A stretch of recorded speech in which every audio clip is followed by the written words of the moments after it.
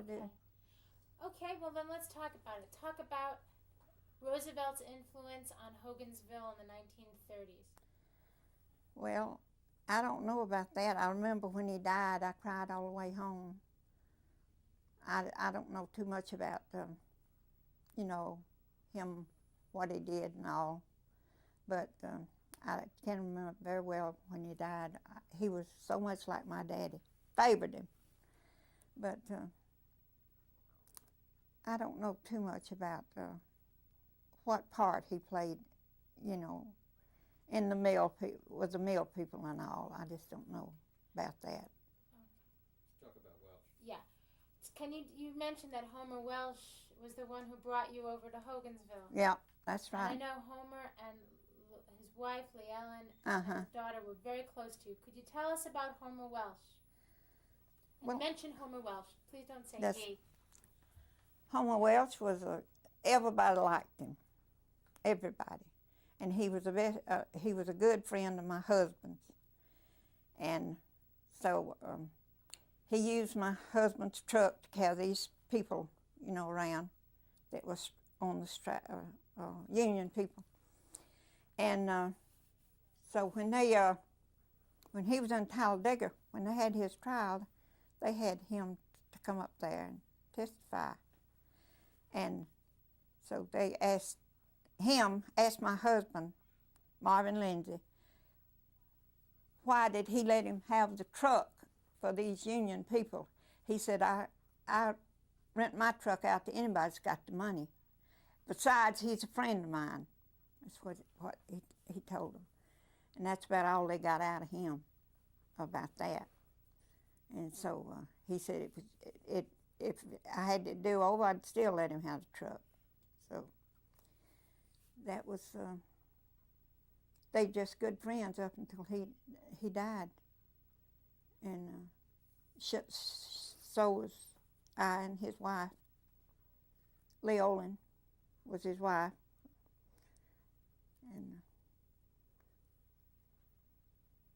And Homer was just a good person, real good person. And everybody liked him except a few people that, didn't like the union. They had some things to say about him, but we didn't agree with them. How did you feel about the union? Tell Judy. How did you feel about the union? I didn't know much about it at first. I kind of was against it. Could you start that again, and instead of saying it, say the union? The union. I didn't know too much about it to start with, but as it went on and all, I seemed to think that Homer was right. This mill kept coming back to me, how they work people for nothing and all. So I agreed with him wholeheartedly. So that's about it about Homer. I just couldn't find no fault with him. And then up until he died, he lived a lot longer than my husband. My husband died at 53. It was a heart attack. And I never found nothing wrong with him. Now, other people in the town felt very different about the union. Could you talk about that? Well, you see, Talk to me. I lived out in the country, and I didn't know near as much about it as my husband. See, he heard it every day. And you know what? I'm going to ask you to say, I lived in the country outside Hogansville. Yeah. So we know I live where in you the are. country. Start again. I lived in the country outside of Hogansville, and I didn't know too much about the union until it went on, and as it went on, I could see, where he was right. They were working people for nothing, and so I did take Homer Welch's side, and so they moved away then. They moved to South Carolina, and we didn't keep in touch with them like we did when they were there in Hogansville. But they visited us from time to time. Sometimes they'd come in late as 2 o'clock in the morning. I'd fix something to eat, and we'd sit up the rest of the night and talk. So I don't find no fault with Homer. Other people, yes, sir? Ask about these. Took place. Yes, sir. Okay. Tell me about the national strike and call it that, please. The national strike, if I can say. Start again. Let's try again. The night. We could just say the strike. The strike. I just heard about them, all being locked up out at Fort Mac. And there were several friends of ours in there. And in fact, there's one man that was our paper man, so he was locked up out there, Mr. Zimmerman. And Mr. Zimmerman's daughter, y'all talked to the other day. Forget her name, but you know who I'm talking about. You know what? Why don't you start? And Mr. Zimmerman's daughter, Etta May. Etta May was. Excuse me. Start with, and my paper man, Mr. Zimmerman, and you know now it's Etta May. Continue from there. Our paper man, Mr. Zimmerman, and his daughter was also locked up in Fort Mac. And a lot of friends of ours I forget how many was locked up now. Do you remember? About 128. Yeah. I think they had my husband's truck then when they got locked up. I'm not sure about that, but I think so. So I believe they was up there about a week. Best I can remember, about a week locked up. And so that stirred everybody up. You better believe it. Some people were really mad, especially Mr. Zimmerman. He had a lot to say about, what was the governor's name then? Can't think of his name, but anyway. Talmadge. No, it wasn't. Eugene Talmadge. Yeah, Eugene Talmadge. Tell him to go you know where. So he was really mad. Could you go back and tell that story again about Eugene Talmadge? I have a question. Where did Mr. Zimmerman tell you how mad he was? When he brought you the paper? Yeah. Okay, I want you to start with, did he bring it in the morning or the evening? Don't remember that. Okay, start with when Mr. Zimmerman would bring me the paper. This is after he got out of Fort Yeah, Mac, right? that's right. Okay, start with after he got out of Fort Mac, Mr. Zimmerman would bring me the paper, and then you could take it from there, okay? After Mr. Zimmerman got out of the Fort Mac,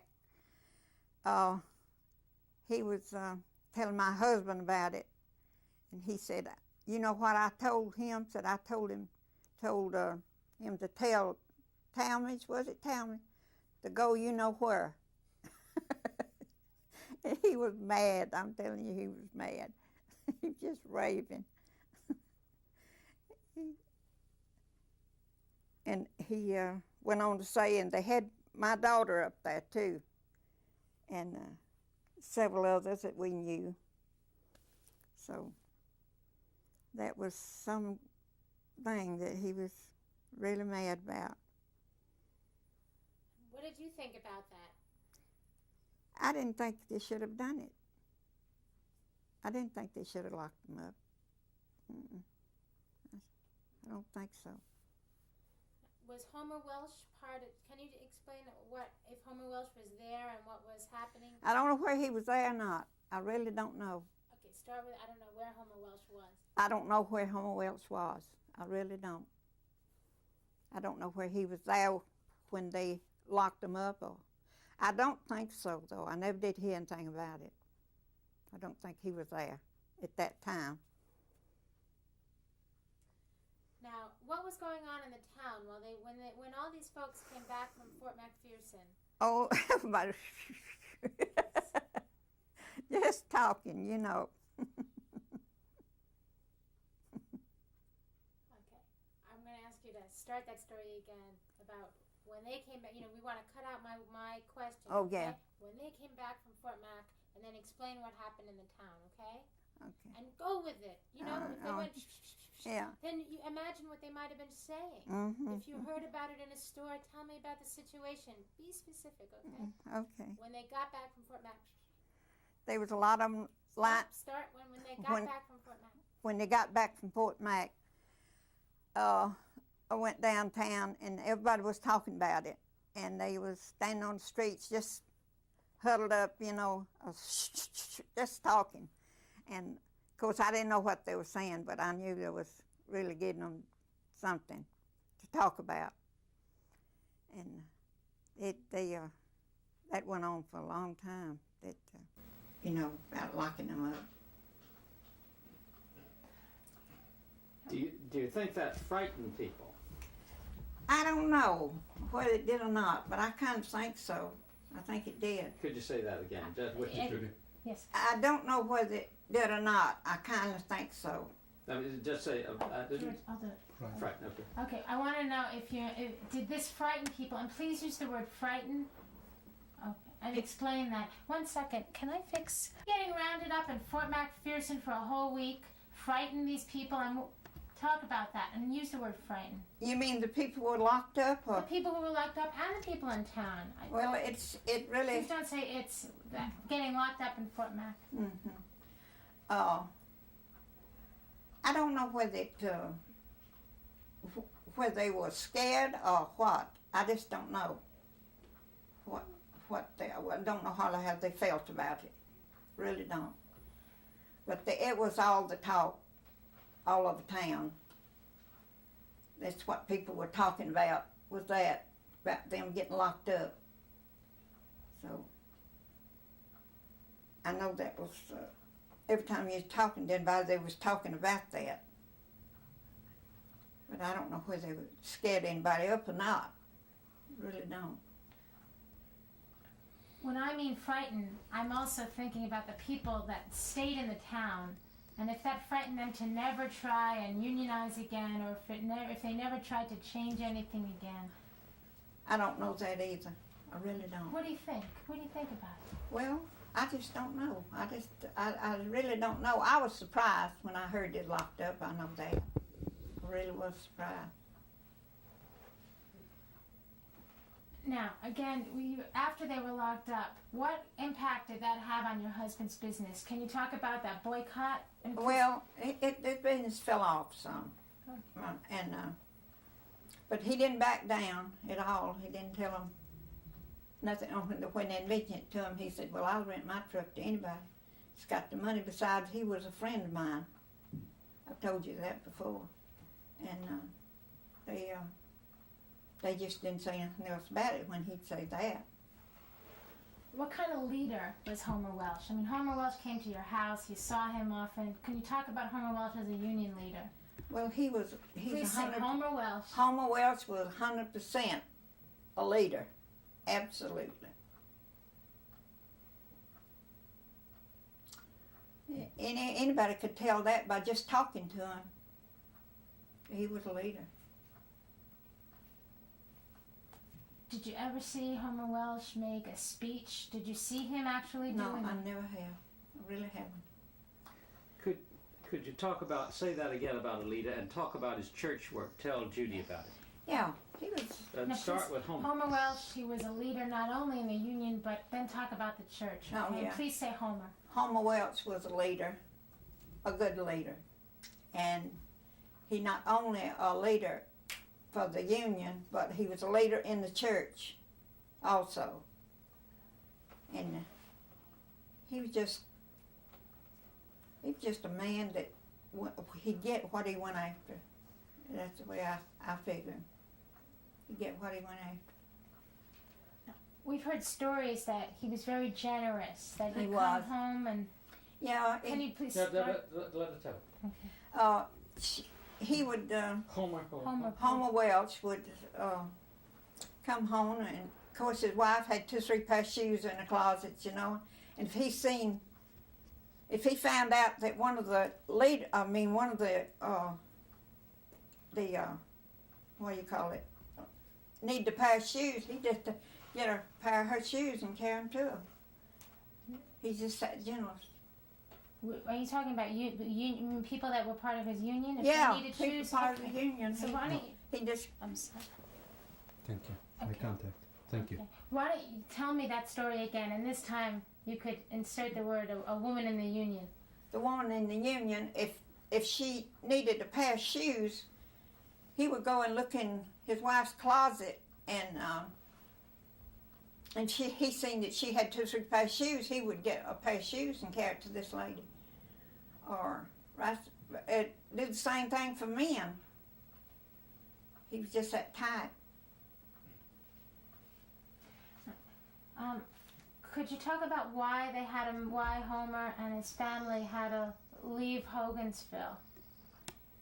I don't know why they left Hogansville, to tell you the truth. I really don't. Unless it's for a better job, I don't know. I don't know why they left. We sure have missed them. Now, ask about him as an educated man. Okay. Could you talk about Homer Welsh as an educated man? He didn't go to college, if that's what you mean. Okay. Please start with Homer. Homer Welsh didn't go to college. He absolutely didn't. And his wife either. She didn't go to college. But Homer, he just had it. I don't know. It was just there. He wasn't a college man or anything like that. But he really knew what he's doing.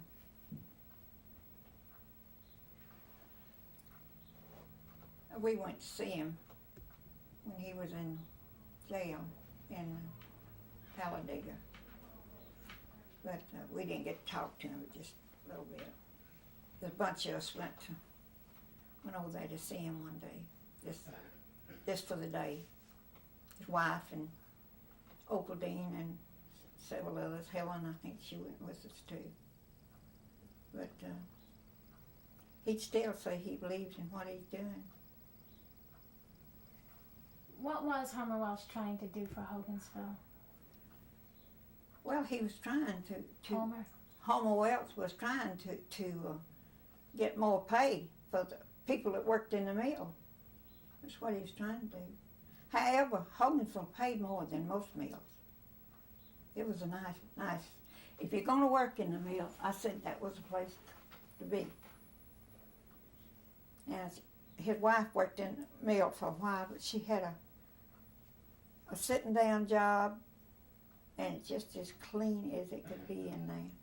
And she worked long enough down there to buy him a little home there in Hogansville. And but it was nice as it could be. That's the only one I have ever been in. The other mill, I had never even been in it. The older mill. This was a new mill that she worked in. And it was just as nice as it could be. And she had a job. She could sit down just like a secretary. Sit down and work. Could you tell us what Homer Welsh looked like? Just describe it. Did y'all see his picture?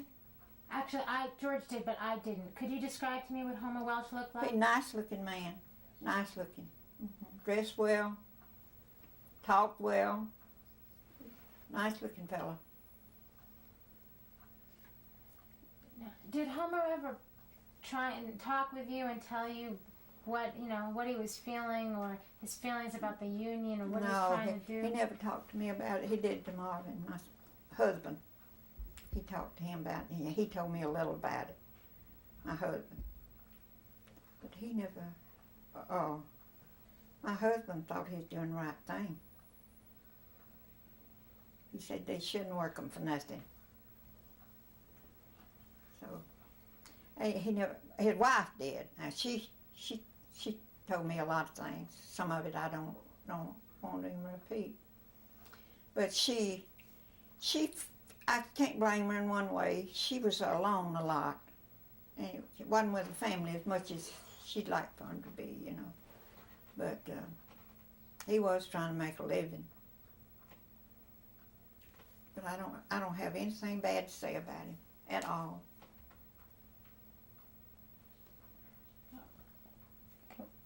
We're not asking.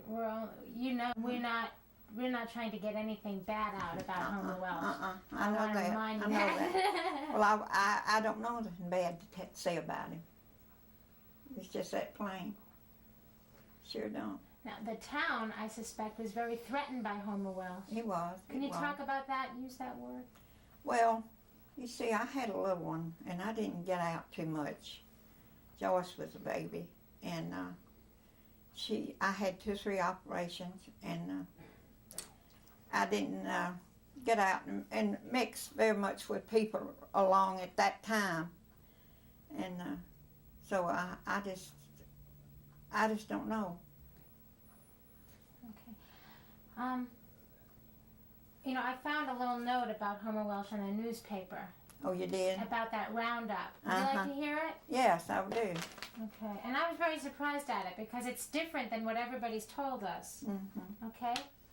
It says, I'm setting it up. They're already at Fort McPherson. Mm-hmm. And they're talking about some of the people that This are is there. coming from what paper? This is coming from the Atlanta Constitution Mm-hmm. Journal. Mm-hmm. Atlanta Journal-Constitution. And it says here, it says strike prisoners in cheerful mood. Okay, that's the title. And I'm jumping down a bit. It says, one of the men in custody said he was H.L. Welsh, president of the textile union at Hogansville. He said he was arrested carrying arms, but had a permit to do so. The girls referred to him as our leader, quote unquote. Mm-hmm. Mm-hmm. Yeah. I didn't see that, but that's about true. Our leader. Mm-hmm. They looked up to him. Read her what Etta May said.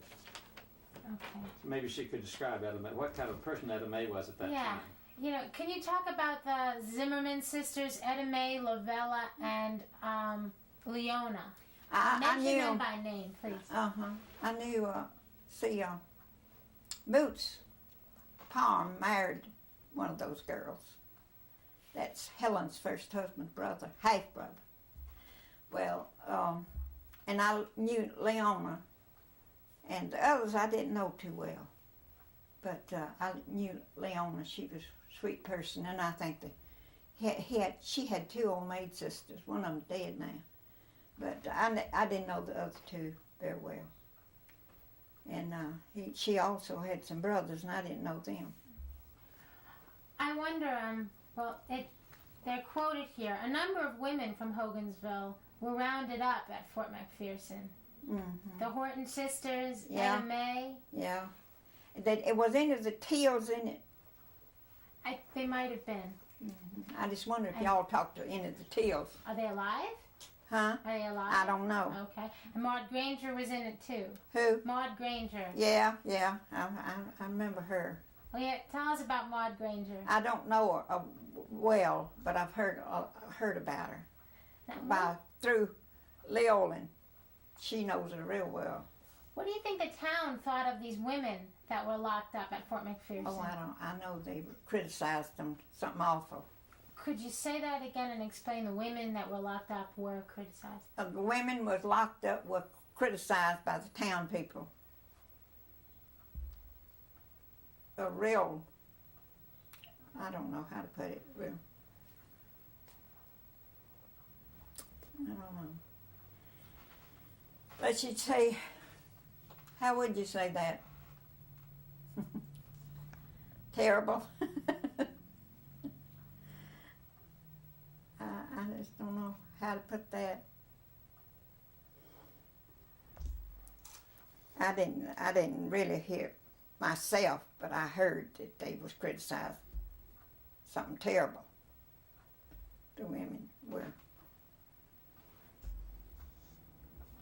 What do you think about those women that went out on strike?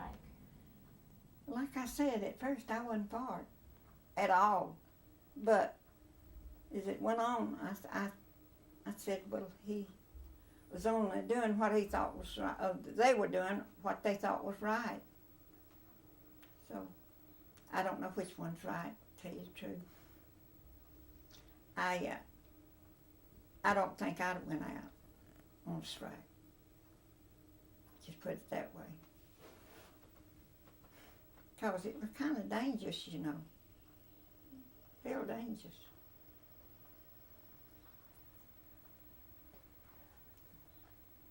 some of these women who did go out on strike that are still living in Hogansville, some of them don't want to talk to us. Is that right? Well, I thought sure that some of the tales, the Zimmerman girls she talked to would tell you about the tales because they were on that strike, on the list. Yeah, they were real nice girls too, real sweet girls. But they just believed in their strike. Okay, George? Just have to find it, and then I can quote you, and I found it. Okay. Okay. It says here, this is dated September 18th, 1934. Arrested, loaded on trucks, bound for detention camps at Fort McPherson. And there's an article underneath. It says, strike prisoners in cheerful mood. Internment camp inmates seem principally concerned about meals. As long as they feed us, we are not howling, said one man. Edda Mae Zimmerman, one of the girl prisoners, said, we feel more honored to go out with the National Guard than with the scabs. She lives at Hogansville, some distance from Noonan. It was from that cotton mill center that most of the 128 prisoners came.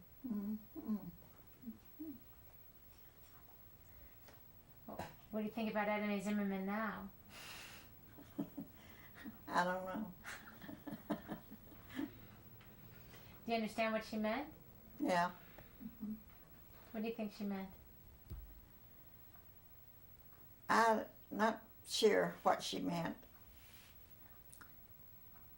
Read that again. Okay. Edda Mae Zimmerman, one of the girl... Maybe she can read it. Yeah. Okay. No, I'll let her read it. Well, you want to try? No. Small print, okay.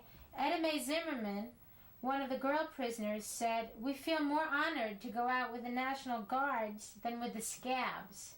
Scabs? Who was they calling scabs? Well, I guess the scabs were the people who went to work and crossed the picket line. Oh, yeah. Oh, yeah. I don't know what to say about that.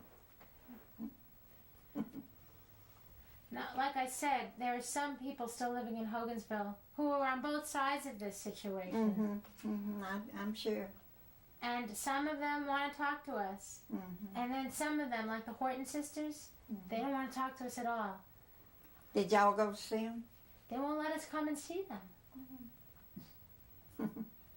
Now, could you talk? Can you talk about why you think people living in Hogansville now, who were in this situation 57 years ago, would be afraid to talk about this? I know. You know, most people I knew when I lived there is all dead or gone. There's a complete new set of people, except a few, very few people. It was a nice little place to live at one time. I think. Okay, we did it. George.